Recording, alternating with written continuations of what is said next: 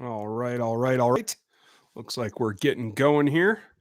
New camera is online. Hopefully that looks better for you guys. I'm going to try and keep the stream tighter. Still battling my internet connection here out here in the sticks. I'm up here above 9,000 feet in the mountains, so it's a little bit difficult sometimes. And I know the last couple of streams have been a little rough to watch, especially on replay. I hope it's better live, but change the camera around a little bit. A couple of things going on. Just want to touch base a little bit before we get started. I have a video dropping for you guys on Wednesday morning, pre-holiday. That'll be kind of the first of a couple of things you're going to see in this vein that should give you some idea where we stand at any given time. And then hopefully if I get it finished, I should have another one for you on Friday. And I know that Friday is going to be a day that is kind of under the radar a lot. I hope you guys have a safe 4th of July. A lot of folks end up taking the week. So I'm going to put one out anyway. We'll see what happens. Want to talk to begin right off the bat about Andy Reid. And we'll come back to the Friday thing here in a minute. A lot of new faces. Like to see that. A lot of familiar ones too. Hope you guys are all doing well. I see a lot of names in the chat. Like to see it. If you guys are looking for Super Chat, you want to help me out, feel free to use that. And if you want to pick up gear, that helps as well. The gear store is available. It'll be on the replay. It's in the show notes and all that stuff. And I'm working on trying. Everybody's been requesting bucket hats for training camp. I'm trying to find a vendor that'll do a decent bucket hat. So if I can get one done, I'll let you guys know, and we can all show up with those. I will be at training camp the last week after the first preseason game. So there's an update. Exactly which practices will probably be Monday and Tuesday, but that's not 100% yet. So if you guys happen to have that time off, you want to come to camp those days, it's a Saturday game, the first preseason game. Then there's no practice on Sunday. And then it's Monday and Tuesday. So that's what I'm aiming at. Some of the other guys are going to get, I think, the week before and then right about the same time as I. So we're trying to work it all out. Roland, it's in the show notes. It's a Teespring link. It's in the show notes. It'll be in the cards up above. If you want to just search Teespring, you can do that too for RGR football. All the hoodies and shirts and cups and all that stuff are there. So the big thing that's hitting me right now is we've gone through a lot of the details here, especially on this channel, but in the podcast as well, about just how unique this team is and this roster is. And it's something that Andy Reid's had success before, but, obviously got to a Super Bowl, didn't win it. Had to deal with T.O., had to deal with Donovan McNabb. Can this be the team that gets him over the hump? And I think what it all comes down to is all this hubbub about the defense and everything else. Seeing that the defense was 31st in the league overall last season.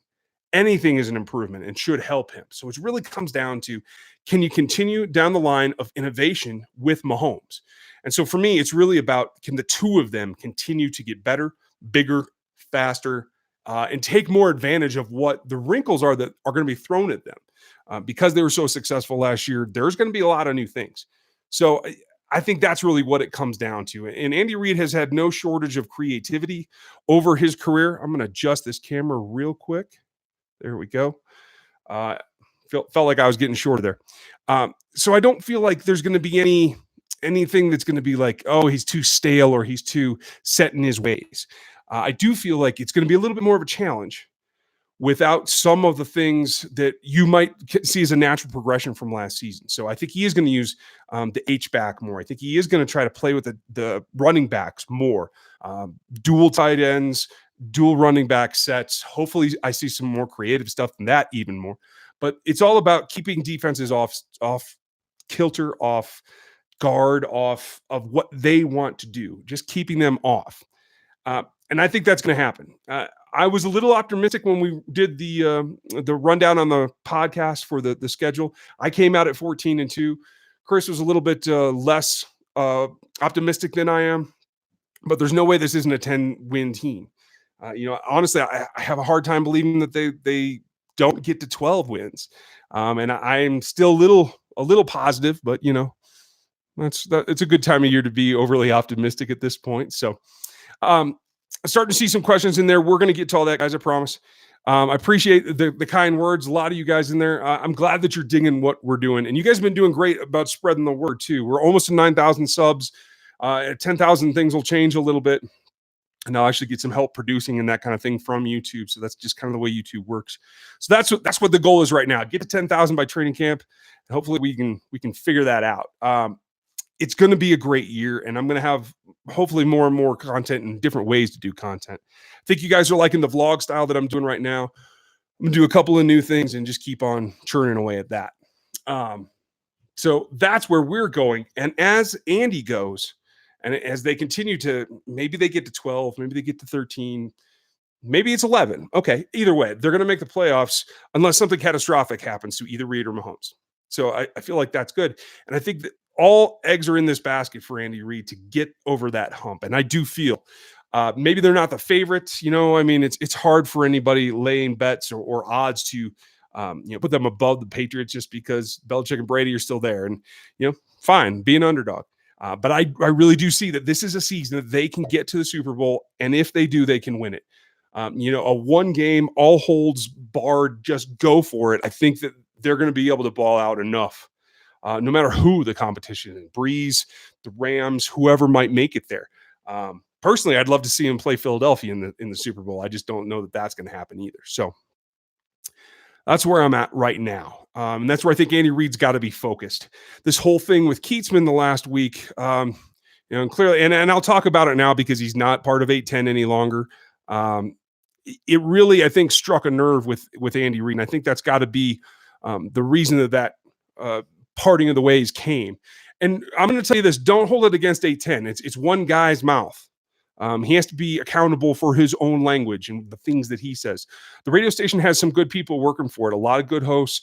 I'm on with Josh Briscoe fairly often, and they're trying to do good things. So I wouldn't hold it against them too much. And I'll try to be on there more if I can. And hopefully that helps some of you that are in the metro area, and that'll help too. So I don't hold them against that too much. But I think really it's upsetting that apple cart because Andy Reid can see the goal so much closer than he has in years past. I think that's really what it all comes back to. It comes back to this Reid legacy. It's the only thing he has left to do was win a Super Bowl. So they got to try and go get that done. I feel like they can. I feel like this is the year, which sounds really, really fan-like. I think this is the year, being so close last season with a defense that could take them a step forward. I think this is the year they can get it done. I think they can do it, and I'm going to say that I think they're going to. I see them getting to a Super Bowl, and like I said, if they do, hey, that'll happen. Okay, let's start in on the questions. I got to scroll a little bit. Man, you guys are firing away. I'm sorry, I'm running a little slow. It's going to be a little bit shorter tonight just because if you're in Colorado at all, let me know. Check out the website.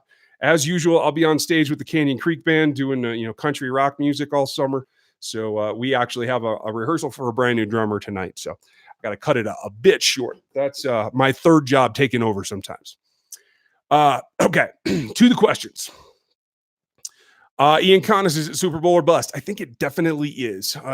Between Reid and the maturation of Mahomes coming off of an MVP season, there's nowhere else to go but up. That's the last pinnacle, right? So, yeah, I think it really is. Sell out for this Super Bowl. Take everything that you can to get there. That doesn't compromise your morals. Yeah, there's a lot of information about Tyreek Hill, and yes, that's a mess. At the end of the day, I think they've stuck with him because they feel like he's being honest with them and that there's a lot going on with that. It's not necessarily all him. Don't get me wrong. He is partially responsible for what goes on in his relationship. You can't say it any other way. He's part of that couple. But I think they're trying to put some faith in him because he's been honest with them. And I think that's part of it as well is, he's a guy that's so unique that can help them get there. So I do think it is Super Bowl or bust. David Wilkerson, Steven, Zell, thank you. Thank you guys. I'm glad you're digging it. I appreciate you guys spending time. It's 150 people on a holiday week. So, this is great. So we'll keep on moving. Make sure, again, if you're new around here, hit the question marks at the beginning of your question. Helps me pick them out. Let's see. Gary Holland. Oh, wait, no, I missed one. CJ Dial. What do you think about Kareem Hunt's incident with the police at the bar in Cleveland? I've heard rumors, but I haven't seen anything reported. No police report, no legitimate journalism reports that anything went on or that anything consequential went on. So I'll just hold it till then. But I told you guys when he got signed, especially going back to Cleveland, it's a recipe for disaster. Kareem Hunt's got to walk a very, very tight line to stay out of trouble in that town. Okay. Gary, there's your question. Ryan, is there any players that you think might get cut during free agent that might help the Chiefs this year? Around the league, there's always a couple that surprise me. Um, Off the top of my head, I can't think of one in particular. I think there's a couple of teams that have some, um, deep groups at certain positions. I think the Panthers have a very deep D line that they feel is probably progressing, maybe not as fast as they want. You could see somebody gone from there that can now play in the Chiefs scheme because of the change. I would keep an eye on anybody released from the Giants and maybe even the Saints because Spags is so familiar with those rosters. So those are the ones that I would really keep an eye on. But I can't say that they want Janoris Jenkins to train their puppies in New York. Okay, I get that. So I don't think that they're going to let him go, but you never know. So keep an eye peeled. Let's see. Derek Newsom, the Chiefs be practicing somewhere near you for the Mexico City game. I hope that they will. I thought it was a mistake that they didn't train at altitude last time. And clearly that didn't work out, but hey, it is what it is. If they do, I'll let you guys know and I'll try to attend. They're not going to have public practices, but you never know. We'll see what happens. I'll see if Chiefs PR can give me a hookup, maybe do something special. Who knows? But yeah, I'll give it a shot. And I think it is worth their time. That's something that can help you on the field. So good question. I appreciate that. Justin Trova, is it true that Hunt will? Oh, I don't know, Justin. That is the report, but I have no idea. So Mo Kennel, thank you. I appreciate that. I shoot from where I see at the time. I am wrong sometimes, but it was nice that at the end, I think Hill is working out kind of the way I expected it. Ian, who's the most important player on the team outside of Mahomes? Most important? That's a very good question. Right now, given the investment and what they're putting faith in, it's got to be Frank Clark. Because not only do they need him perform and to get be the guy that is the focal point for the pass rush, which is one of the most important aspects of the game, but he's got to be a leader too, and that's got to be a big thing. But they put that faith in Tyrann Mathieu and to somewhat Anthony Hitchens as well, so there's other guys to pick up some slack too. Aaron Geckley, have you produced any homebrew video yet? No, I recorded my last brew day to try and get some footage, some explanation, and I've got beer in the fermenters now, so I'm working on that. But honestly, it's more challenging than I thought to record while you're brewing. So I'm still working on that. But that will probably be a video / audio podcast on the other channel, on the RGR podcast channel. It won't always be video, but I think it'll mostly will be. And I'll do beer reviews and stuff on there too. So it's just about finding time and getting it off the ground. But the brew day was tough. I hope you guys like it when it comes out, and I'll definitely let you all know. Nathan Altick, past conference finals, losing teams have fallen off the last few years. Do the Chiefs avoid that? I think that they can, only because they got there with a defense that was so mediocre. And that's probably being generous at the end of the day. Great on the pass rush, terrible in coverage, et cetera, terrible against the run. I think that all is going to even out. And so I think the intensity of Reid combined with the just sheer unabiding talent of Pat Mahomes is going to drive that team there. So I do expect them to avoid that fall. Evan, do you think the Chiefs will practice at New Mexico State? That's a good one. Air Force Academy is another one. When you're getting ready to play up high in Mexico City, you want something that's some altitude. Dylan Kruckman, thanks for your donation. I appreciate that. That's great to see. Let's see. What is your question? Who is primed to be traded this preseason? Do you mean traded from the Chiefs? I don't know that there's many. There could be an offensive lineman. They have a good young crew of O-linemen that I think they could get something done. If they come to the point where they're not sure about their rotation, some of the depth at defensive line, could Tano Passanio bring a 6th-round pick? You never know. If he shows out in the preseason games, maybe. Same with Breland Speaks, that kind of thing. Dan Sorensen is a proven commodity, not an elite player, but a solid player that could start for a couple of teams. I think he has a little bit of value, but again, it's not a whole lot. And I think the other one that I really don't want this to happen, but there is a possibility that Reggie Ragland doesn't perform as well as they want him to in the 4-3. And then he could be up for an option there. But I believe Reggie's going to adapt well enough, and I think he's going to play, especially early downs. I think Reggie's going to be just fine, and he's going to be a bit more of an aggressive figure for this defense. So I'm looking forward to that. I'll keep an eye on Ragland the whole time. But Dylan, thanks for your donation and thanks for your question. Let's see. Olin Holland, beer of choice tonight. I'm not drinking tonight. I got to go drive. So next time I will. Let's see. Keith Welch. I don't believe, but keep hearing that the Chiefs can't beat Baltimore. I don't know why they can't. I think Baltimore is somebody to pay attention to, though. I think there is a possibility that they could upset the Chiefs. That offense is going to be very explosive. It's going to stress the defense in a lot more ways than it was able to last season when they were really run-oriented. That's going to be a continued theme, running the ball, but it's also going to be with the new wide receivers out there, especially Brown. I mean, you guys heard me talk about Brown pre-draft. He's going to be a monster. He's got speed to burn, and if you let him loose, he's going to be a monster to deal with. None of the Chiefs' corners have the speed to keep up with him. So that's something to pay for. It's going to be scheme that's going to defend against him. So I won't say that there's no way the Chiefs can't beat him. There definitely is. But the Ravens are a team the Chiefs have to be wary of. Good question. Red Rocker. Why are you so hard on Dirty Dan? Because I feel like Dan is not – it's not Dan's fault, really.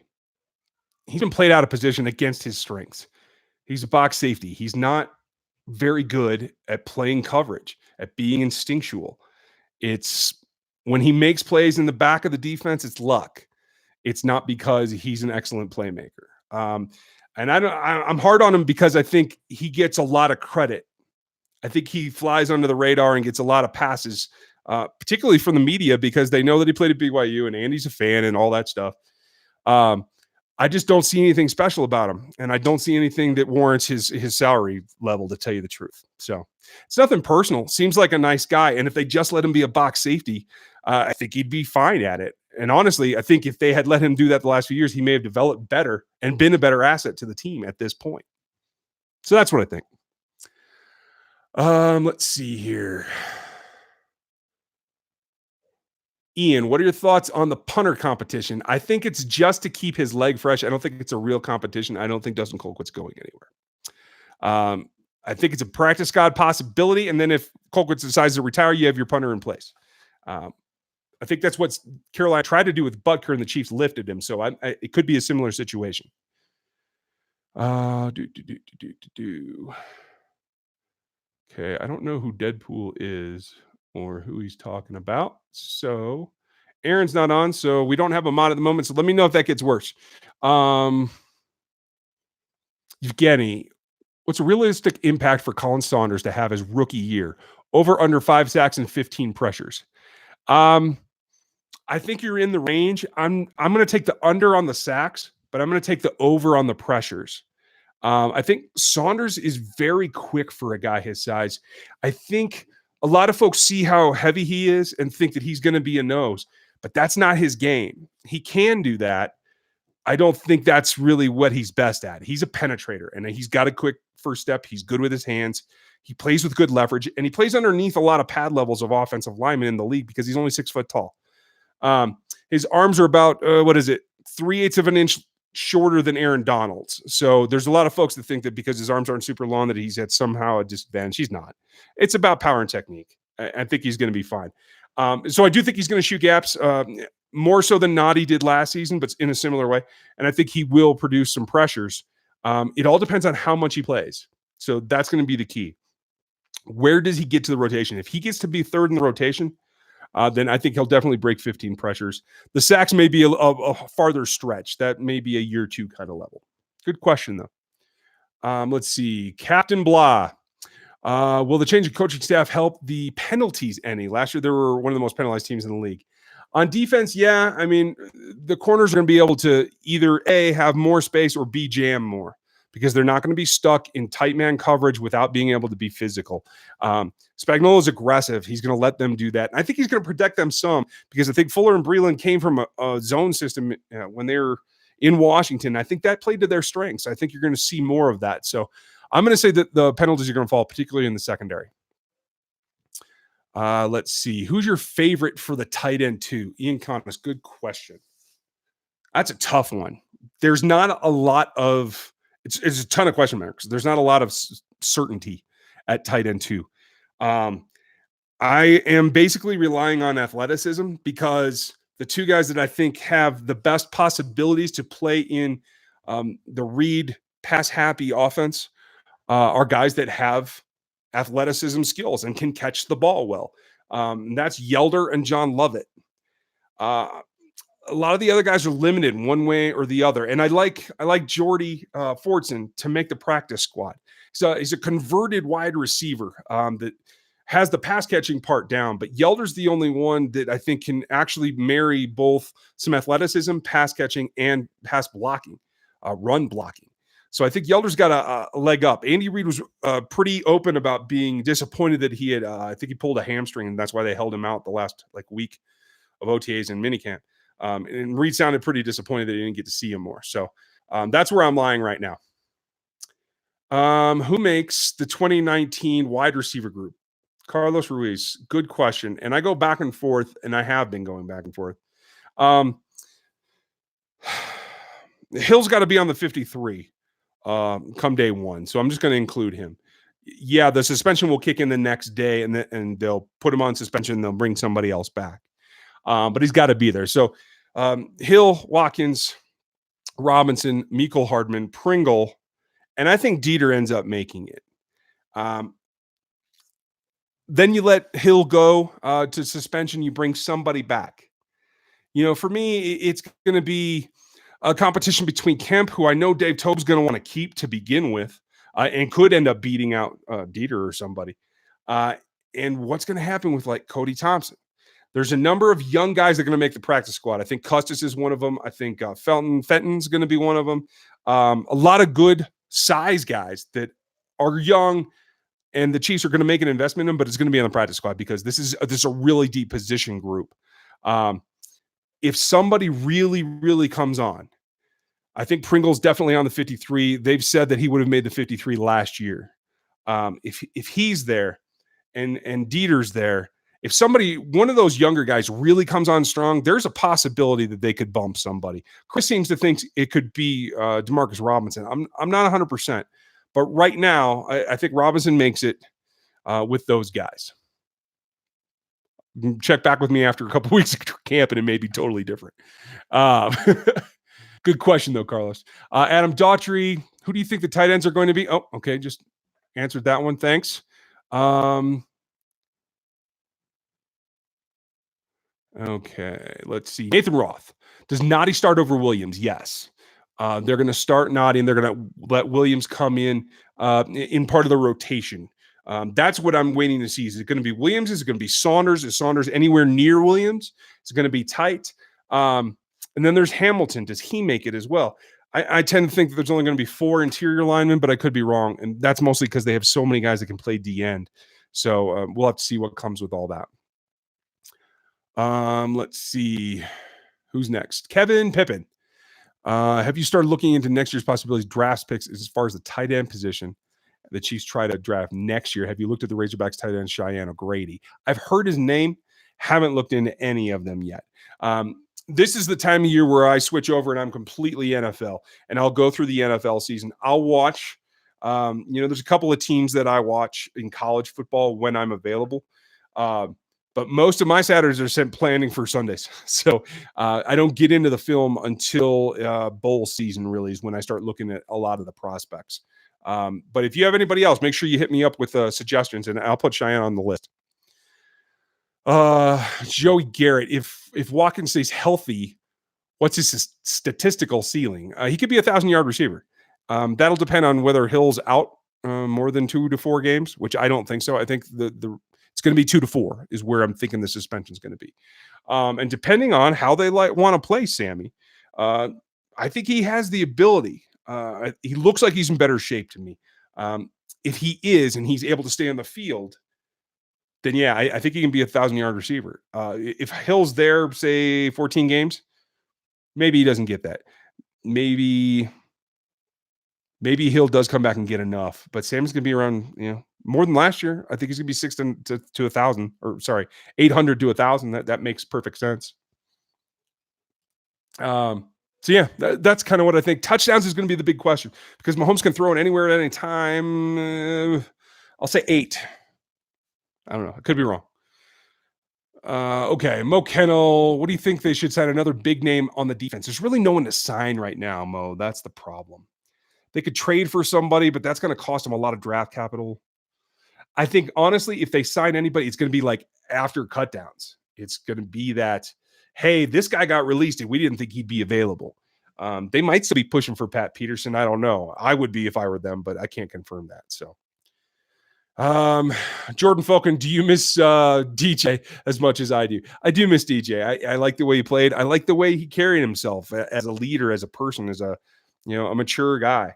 I think they kind of missed a little bit of that, but they're hoping Ragland and Hitch can step into that, and we'll have to just see what happens.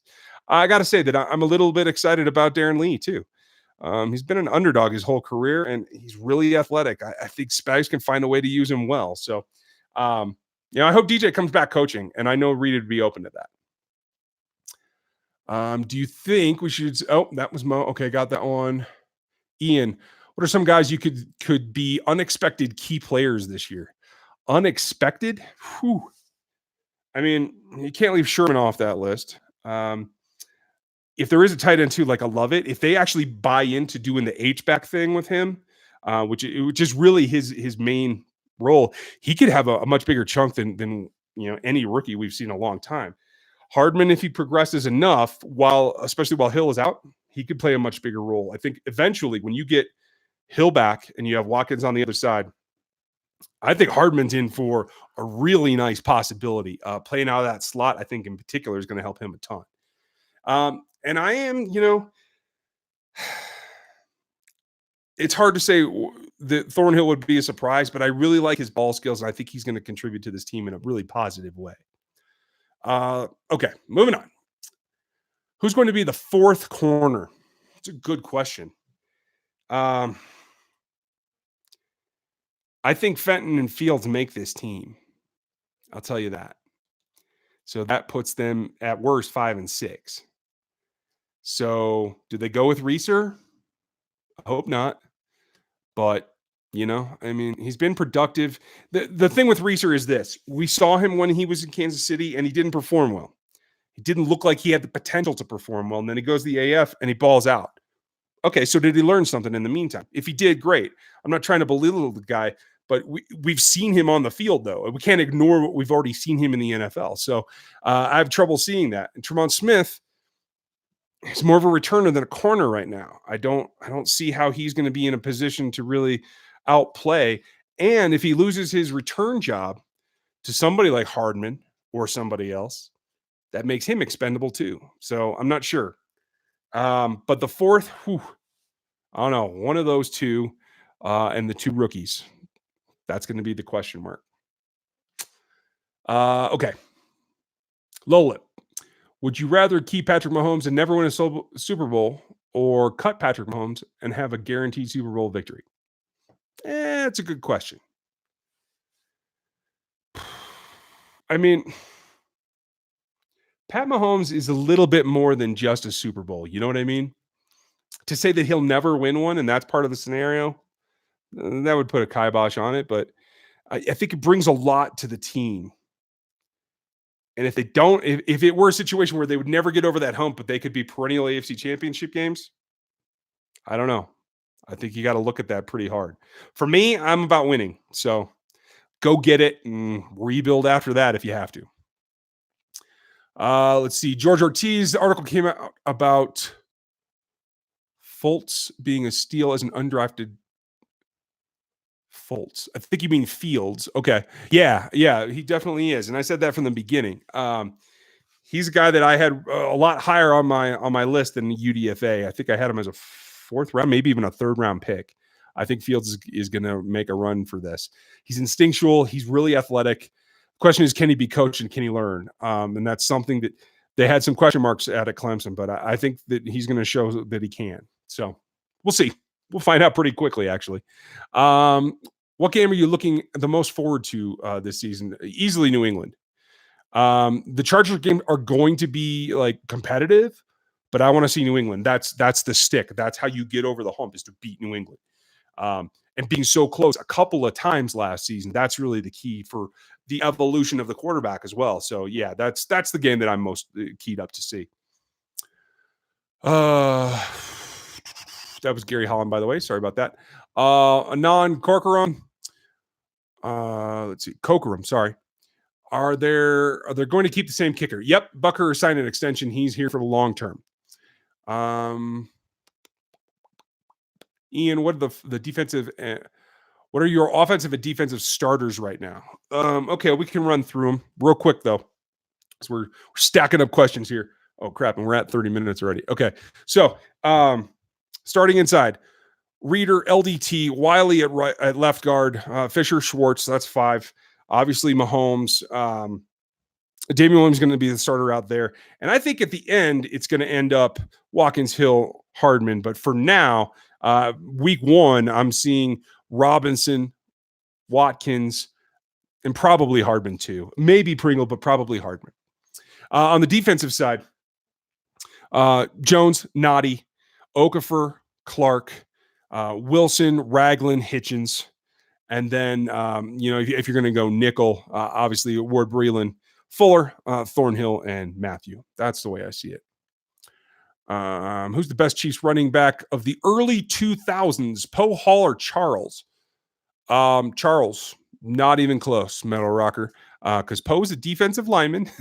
Yes, he got a couple of touches, but that's it. And Hall was a wide receiver. I assume you mean X Factor. So yeah, I'm easily going with Jay Charles.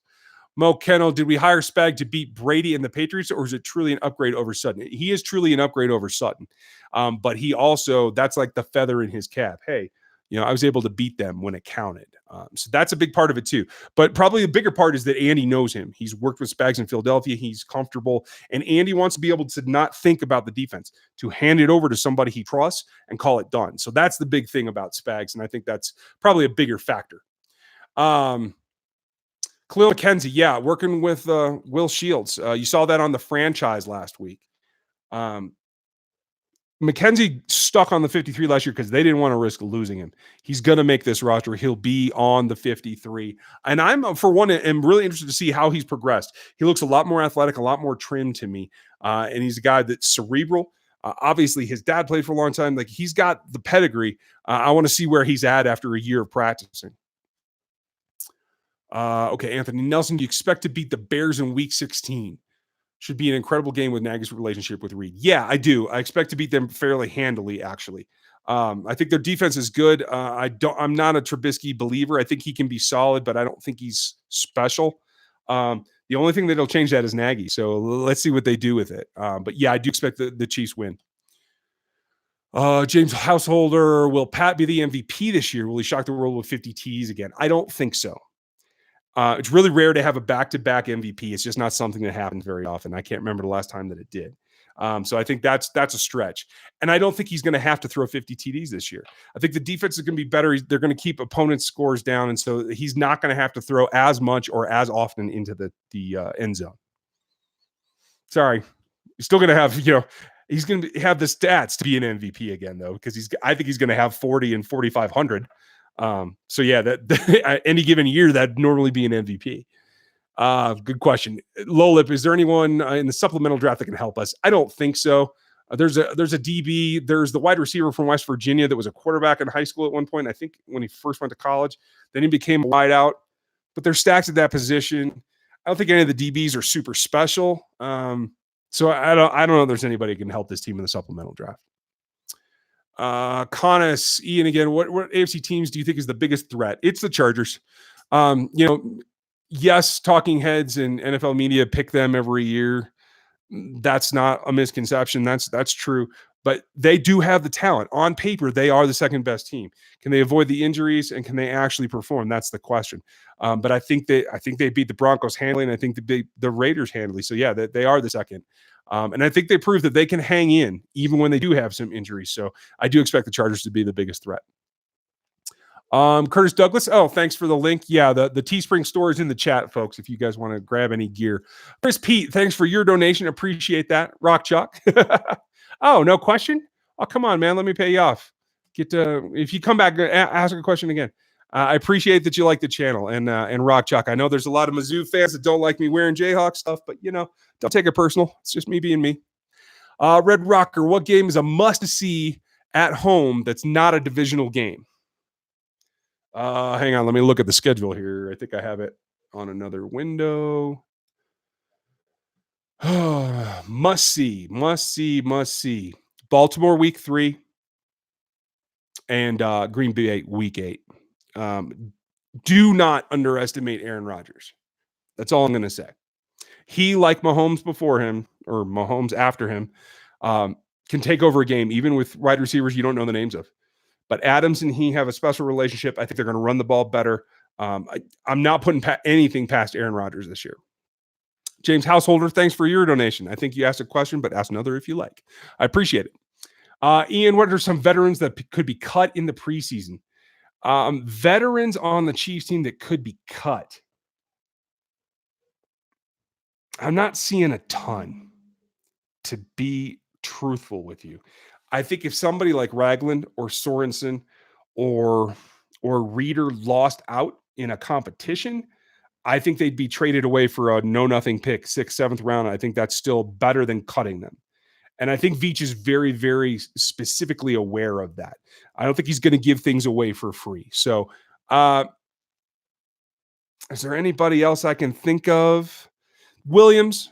If Saunders is really good and they want to keep Hamilton because he's younger and cheaper, I could see that, but I like Xavier Williams. I think the team likes Xavier Williams, so I expect him to be around, but outside possibility for him. James Householder will Pat dethrone Brady this year. I think the torch is about to be passed.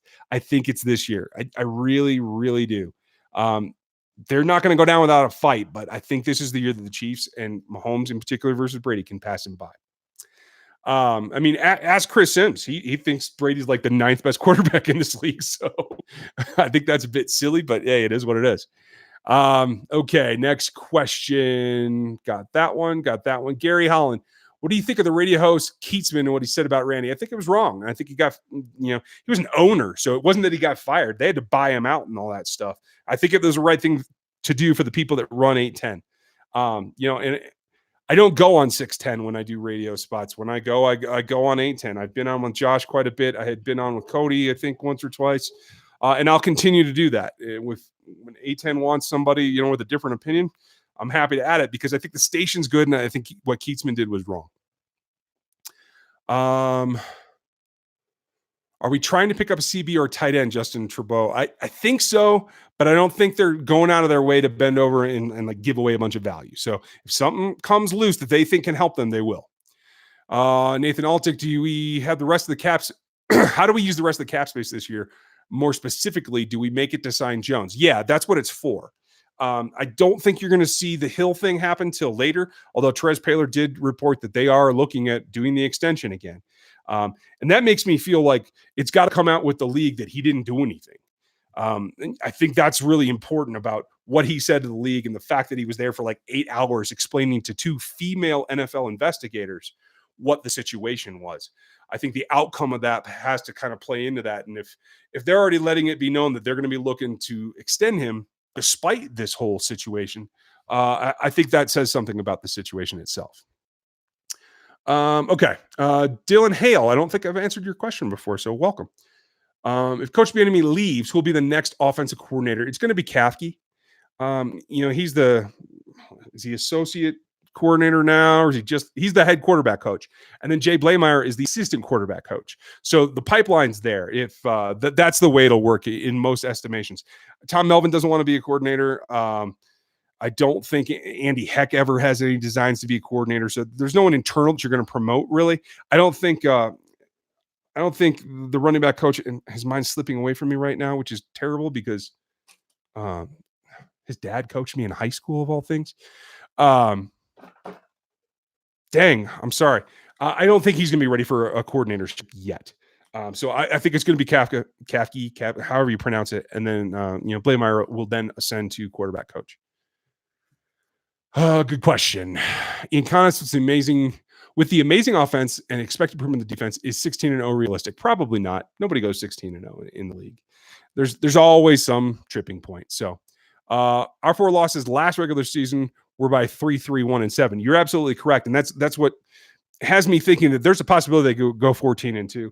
They could be 11 or 12 wins as well if they stumble upon something that's significant that carries over week to week, like a significant injury.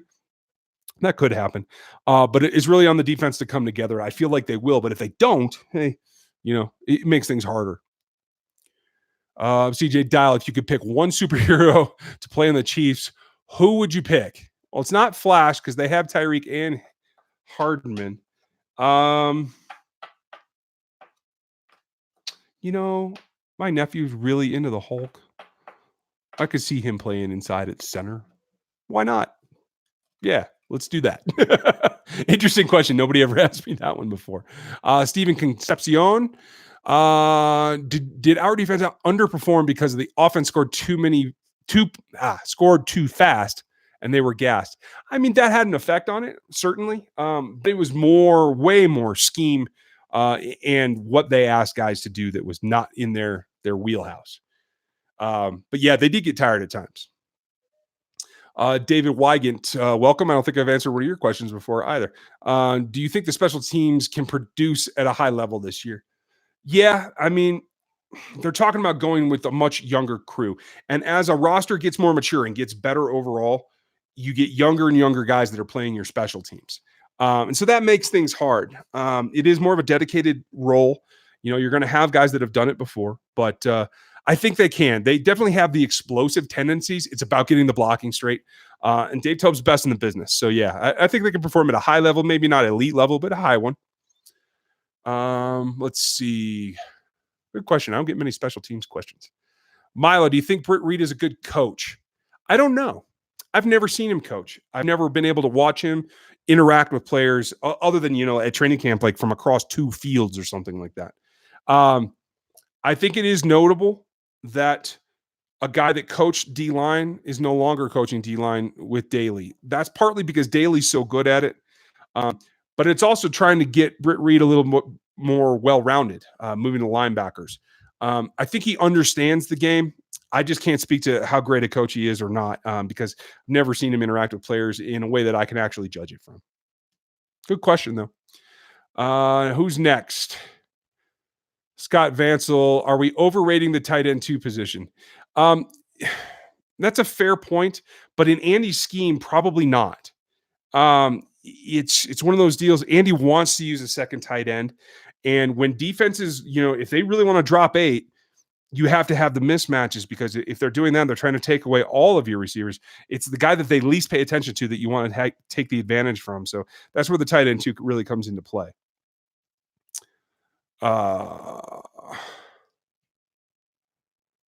Thanks, Casey Farr. Yeah, I knew I completely misspoke on that no hold barred one. Let's see who's next. Roland Roberts. Do you think Andy has situational package for Sherman? I wish he did, but I don't think so. I think he knows when he wants to exploit something, and when he sees something on film that the fullback is in particular is good to take advantage of, I think he will. But I don't think it's a package per se. I'd love to see them develop a package. I want to see a diamond formation with him and Kelce in the backfield in front of Williams, and then split them out and do things and motion them and all kinds of stuff. I'd like to see Lovett back there too. I think there's a lot of interesting things you can do with a full backfield. Does our offense ring fast hurt? Oh, Steve answered that one. Sorry about that. Ian, do you see Ben Neiman being a contributor? I see him being a backup. He's going to be a special teams contributor. I do see him being a backup, the primary backup probably to Wilson. And if there's an injury there, he definitely could get a chance. And I feel confident that he's solid in that situation. Okay. Nate Combs, do you think Thorne will become a big-time star safety? I think he has the potential to. I don't know how well he learns. There was a couple of question marks about how he played and how he saw things based on film, and that's a learning point of how to be a professional, how to watch film. That was one of the few drawbacks that I heard about him pre-draft. So I'll be interested to see that. But he's definitely got the athleticism, and he's got the ball hawking kind of instinct. So I think he can be very, very good. Well, Justin, thanks. I appreciate that. It's a highlight for my Mondays too. So we'll just keep it running, and we'll try to keep this going the whole time. In the season, it'll be a little tougher depending on the primetime games, but we'll probably try to just keep it on Mondays anyway. Do you think? Oh, Brad Sexton. Who do you think is our guy, Thornhill or Nasir Adderley? I'm not sure what you're asking. Thornhill is the Chiefs guy. Adderley is in San Diego, so it's not much of a question. I had Adderley a little bit higher in the draft, if that's what you mean. I think I had him. I think he was actually directly above Thornhill, so it was pretty close. Jeffrey Shadrick, will we have the same spark on offense at the beginning of the season without Kareem Hunt? Yes. Kareem Hunt, he's a good back, but he's just a running back. The spark from that offense comes from misdirection, and he reaped the rewards from it. Those little shuffle passes, he reaped the rewards from it. That was a design thing. That was having a lot of weapons on the field, and then honestly discounting him a little bit. I feel like the same thing can happen with Damien Williams. So no, I don't think the loss of Hunt is a loss on the field. I think it's a familiarity thing. So let's see. Andre Amana. When does the 53-man roster come out? Thanks. I appreciate it. I appreciate that a lot. Cut down day is going to be the day before the regular season, the day after the final preseason game. That's when the 53 will be. They'll cut all the way down to 53 and they'll release that as a final roster. Let's see here. Mo Kennel, what do you think about the rookie LB? And do we trade Chris Jones? They're not trading Chris Jones, not this year. If it comes down to they can't reach a decision, he's under contract and he has to play. If he doesn't play, if he's not in camp and playing by August 6th, he doesn't get a year vested. That means he isn't a free agent next year. That means they retain his rights even longer.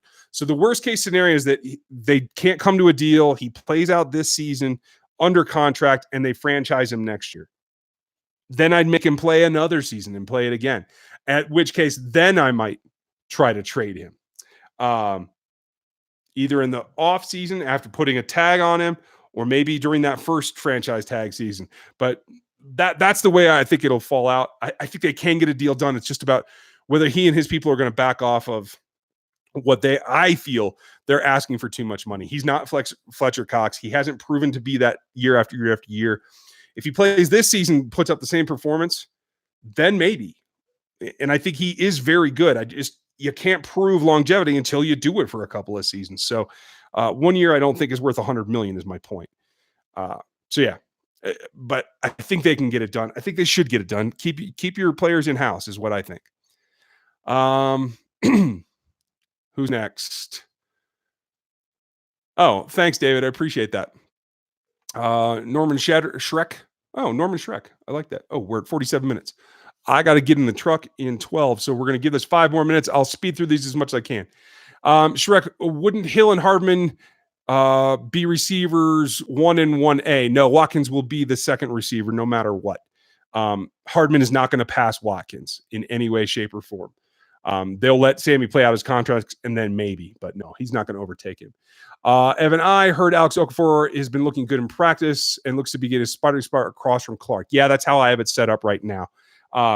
He is versatile and he has some pass rush skill more than Ogba does. Ogba will be the primary backup to probably both of them is my guess. And then probably Speaks, unless I'm missing somebody. So yeah, that's how I see it. Eric Streeter, do you think the Chiefs will use Lovett in a similar to how New Orleans uses Taysom Hill? I don't think so. I think it's going to be more of an H-back, more of a line him up at fullback, at running back, at H-back, behind the line of scrimmage, motion him out. He crosses the formation quite well, both behind the line and definitely once he's out into a route. So I do see him running more of the tight end H-back type role. Ian Kelly, what contract length and amount do you think Mahomes will get next season? I'm predicting along the lines of 7 years, $260 million, 120 guaranteed. I think the percentage of guaranteed is going to be approaching 50% of the contract. I have no idea what it's going to be. It's going to be a lot of negotiation between Steinberg and the Chiefs. Aaron Morrow, welcome back. Oh, you're on call. Okay, I get it. Well, thanks. I appreciate it. You don't have to throw $2 comment, by the way, but thank you. And we'll work out a schedule. I think you're going to be the mod. I just haven't had a chance to work it out yet. So just so you know. Jay Elder, how do you feel about the secondary against the bulk of our schedule? I think it's going to be a little bit up and down. I'm still worried about Ward. I think he can get taken advantage of in certain situations. And I think if teams scheme to go at Ward, I think he's going to have to like put up and really take that on. I think he can. It's going to be a question of does he? And similarly, I think teams are going to try to get a lot of seams going towards Thornhill to try and make him make mistakes as well. So clearly, there's the most young guys are going to be starting in the secondary than any other position group on this team. So that is going to be an area of concern. Next question, Dave Wilkerson. Do you think the teams will attack us with our new scheme, spread us out, or go heavy ground and pound? I think what you're going to see is that the scheme itself is bulking up against the run. If they play that under, that's going to help. They have penetrators in there. They can disrupt the backfield. So I think they are going to go more of a spread because I think the Chiefs are probably weaker in the secondary than they are up front. So I think that's what most teams will start out doing. Let's see how injuries come and go, but I think that's the general gist. Good question. Otis Teron Spears, how are you? Chiefs record the 2019 season. I said 14-2 on the preview show a couple weeks ago.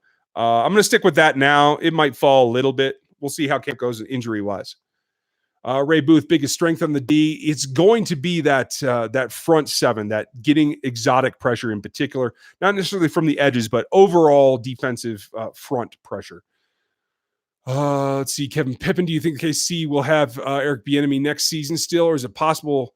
It is definitely possible. He got a few interviews. I think Eric Bieniemy will get more interviews. I think Eric Bieniemy has what it takes to be a head coach. I hope that the Chiefs can keep him for the 2020 season. But I think he's going to be a fairly hot commodity. Let's see. Big Chief Sean, what's up? I hope you guys are watching Sean. Big Chief Sean is his channel. Does great work. Man of the people. You got to see his tailgate videos. They're awesome. And next time, Sean, I'll try not to be drinking so heavily when we get together. So, but check him out. I am in a training camp. It's going to be the weekend after the first preseason game. I'm going to be there during the week. So hopefully I can get more watched and not be distracted like I was last year. You know, first time for me at St. Joe in a while. So I was a little bit kind of thrown off, but I'll be there that last week of camp. So hope everybody can join me. Sean in particular, we got to talk about hooking up. Let's see who's next. Marioko 01. I know it's early, but given his track record, can you see that Matt House is our defensive coordinator in the future? Yes.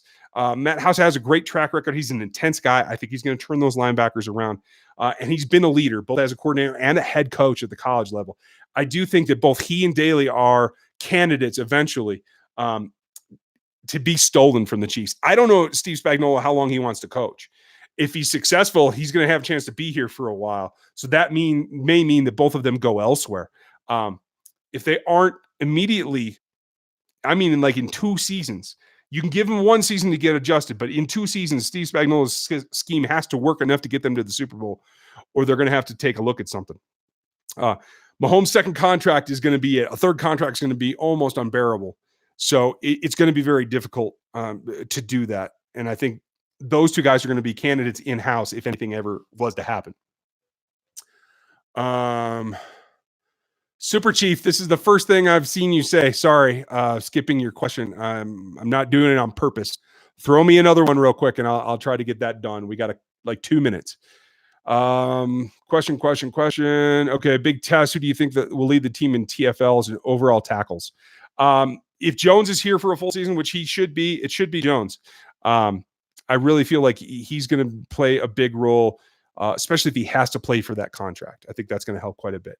Nathan Altick, when do you think Watts takes over as the third safety from 30 Dan? Probably after this season. I think Dan's going to stay here. That's just my gut feeling. KC Sports Report. Different kind of question, but do you have any tips on how to grow your YouTube channel? You know, no. I just do what you do. Do the best job you can, and hopefully folks like it. That's honestly what I do. So, you know, I try to act and talk to you guys like I talk to anybody else, whether it's my family or my brother who's, you know, honestly, my brother's less of a Chiefs fan than my sister-in-law is. She knows everything. And he's like, yeah, hey, I hope they win. So yeah, I just try to talk to people like they're real people, and that always helps. Let's see. Question. Curtis Douglas on the fourth CB situation. On the field, is it more likely that one of the safeties actually plays the dime or fourth CB? That's a function of the scheme and personnel packages. That definitely could be, because both Thornhill and Matthew can play corner. Both have in the past. So if they're out there with, say a nickel set, and they do something weird and split out the back or whatever, and they have to come down, they can certainly do that. But I mean, if you're looking at a four or an empty set, I think you're going to bring in a corner specifically and try to play those guys both deeper in the robber deep role or split safeties, trying to get more guys in coverage and take advantage of that, create some more turnovers. That's what I would think that they would do. But hey, I'm not Steve Spagnuolo. So Monster Jam fan, I missed your question. I don't know where it went. What is the most likely chance we will go 13-3? Yeah, that's right in the range of where I think it'll go. Plus minus, it certainly is likely. I don't think they fall below 11, and I don't know that they win more than 14. They're going to have a couple of losses. So if you guys are starting to think like 16-0, there's going to be people in the media, they're going to start pushing that. It's far-fetched. This team's too young to be perfect. Ask the Dolphins. Let's see who's next. Okay, 2 more questions, you guys. Stevie Cass, hey, glad that you made it. Stevie Keys, thanks for helping him out. I appreciate that. Austin Milligan, biggest weakness on the defense. Right now, it's going to be that secondary as a unit. Player right now is either going to be Thornhill or Ward, in my opinion. Teams are going to try to take advantage of Breeland deep, depending on how they line him. If they give him, and they're going to play more zone, I think he's going to be protected a little bit. But Breeland, doesn't have super speed deep, so that's going to be a question mark as well. Adam Daughtry, will Smith be our return man? That's the way it stands right now, but camp competition is going to take it up a notch, and it is a definite possibility that he could lose that job.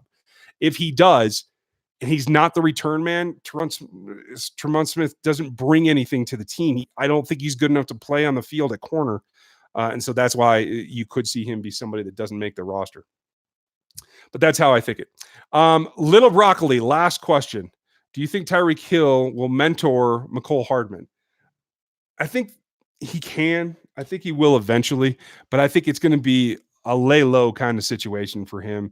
To my knowledge, they haven't spent any time together yet because of the suspension and him not being around. So that takes a little bit of time to get to that point. But practicing together, that kind of thing, it will eventually wear off, and they will eventually be a duo. So I think that's going to be something that will come around with time. Okay. Jody McKay. Don't forget the Pats went 16-0-7 when Spags beat them. Yeah, no, I know they did, but it's rare. It's next to impossible, and it took probably the best team in history to do it. So that's what I'm saying. Patriots 7 is heaven. I'm glad you're happy. Don't become a pain around here. Okay, that's it. I think we're out of questions, so that's good. Hey, hope I answered him. Aaron Morrow, 18-0. That's okay. If I'm wrong, fair enough. I'll be happy for you. Okay. Thank you guys for all your time. We're right up against it right now, so I'm going to let you all go. I got to get on the road. I'll be back. Video will drop Wednesday morning. Thanks for all of your time tonight and all your donations, and checking out the Teespring store for the hoodies and all that. It's in the show notes as well when this reposts, so check that out. Thanks for everything. I will talk to you next Monday for sure, and look for the videos. Have a safe 4th of July. Keep all your fingers and toes attached, and I'll talk to you next time.